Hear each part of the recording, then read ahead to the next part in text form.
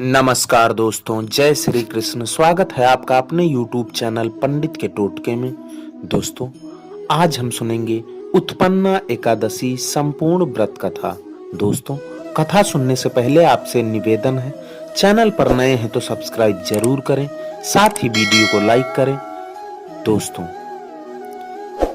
युधिष्ठिर कहने लगे कि हे भगवान, आपने हजारों यज्ञ और लाख गोदान को भी एकादशी व्रत के बराबर नहीं बताया, सो यह तिथि सब तिथियों में उत्तम कैसे हुई, बताइए। भगवान कहने लगे, हे युधिष्ठिर, सतयुग में मुर नामक दैत्य उत्पन्न हुआ। वह बड़ा बलवान और भयानक था। उस प्रचंड दैत्य ने इंद्र, आदित्य, वसु, वायु, अग्नि आदि सभी देवताओं को पराजित करके भगा दिया। तब इंद्र सहित सभी देवताओं ने भयभीत होकर भगवान शिव से सारा वृत्तांत कहा और बोले, हे कैलाशपति, मुर दैत्य से भयभीत होकर सब देवता मृत्यु लोक में फिर रहे हैं। तब भगवान शिव ने कहा, हे देवताओं, तीनों लोकों के स्वामी, भक्तों के दुखों का नाश करने वाले भगवान विष्णु की शरण में जाओ, वे ही तुम्हारे दुखों को दूर कर सकते हैं। शिवजी के ऐसे वचन सुनकर सभी देवता क्षीर सागर में पहुंचे। वहां भगवान को शयन करते देख हाथ जोड़कर उनकी स्तुति करने लगे कि हे देवताओं द्वारा स्तुति करने योग्य प्रभु, आपको बारंबार नमस्कार है। देवताओं की रक्षा करने वाले मधुसूदन, आपको नमस्कार है। आप हमारी रक्षा करें। दैत्यों से भयभीत होकर हम सब आपकी शरण में आए हैं।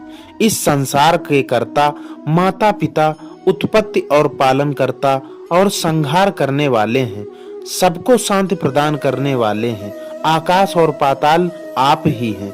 आप सबके पितामह, ब्रह्म, सूर्य, चंद्र, अग्नि, सामग्री, होम, आहुति, मंत्र, तंत्र, जप, यजमान, यज्ञ, कर्म करता, भोक्ता भी आप ही हैं। आप सर्वव्यापक हैं। आपके सिवा तीनों लोकों में चर तथा अचर कुछ भी नहीं है।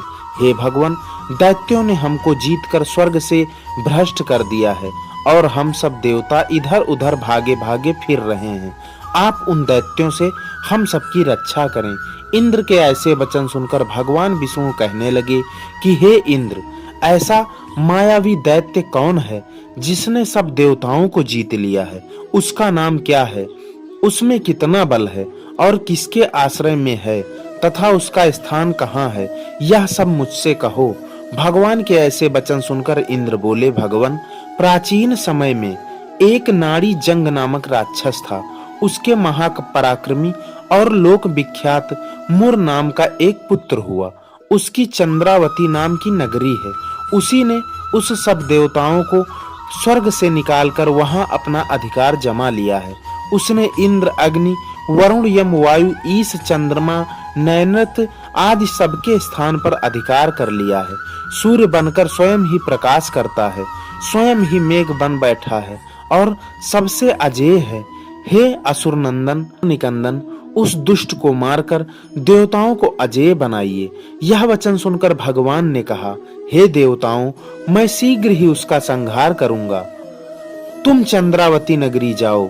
इस प्रकार कहकर भगवान सहित सभी देवताओं ने चंद्रावती नगरी की ओर प्रस्थान किया। उस समय जब दैत्य मुर सेना सहित युद्ध भूमि में गरज रहा था, उसकी भयानक गर्जना सुनकर सभी देवता भय के मारे चारों दिशाओं में भागने लगे। जब स्वयं भगवान रणभूमि में आए, दैत्य उन पर भी अस्त्र शस्त्र आयुध लेकर दौड़े। भगवान ने उन्हें सर्प के समान अपने बाणों से बीन डाला। बहुत से दैत्य मारे गए, केवल मुर बचा रहा। वह अविचल भाव से भगवान के साथ युद्ध करता रहा। भगवान जो भी तीक्ष्ण बाण चलाते, वह उसके लिए पुष्प सिद्ध होता।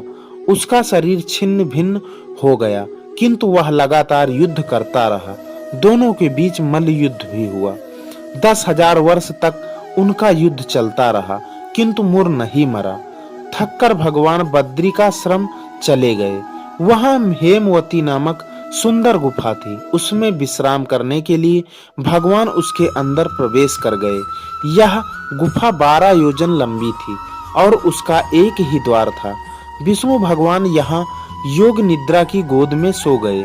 मुर भी पीछे पीछे आ गया और भगवान को सोया देखकर मारने को उद्यत हुआ।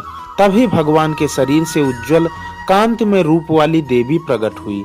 देवी ने राक्षस मुर को ललकारा, युद्ध किया और उसे तत्काल मौत के घाट उतार दिया। श्री हरि जब योग निद्रा की गोद से उठे तो सब बातों को जानकर उस देवी से कहा कि आपका जन्म एकादशी के दिन हुआ है, अतः आप उत्पन्ना एकादशी के नाम से पूजित होंगी। आपके भक्त वही होंगे जो मेरे भक्त हैं। तो दोस्तों व मित्रों, आपको एकादशी व्रत की कथा एवं इसका महत्व पता चल गया होगा। आपसे निवेदन है, चैनल पर नए हैं तो सब्सक्राइब जरूर करें, साथ ही अपने दोस्तों व रिश्तेदारों को वीडियो शेयर भी करें, लाइक करें। इसी के साथ विदा लेते हैं, मिलते हैं अगली वीडियो में। तब तक के लिए नमस्कार। जय श्री कृष्ण।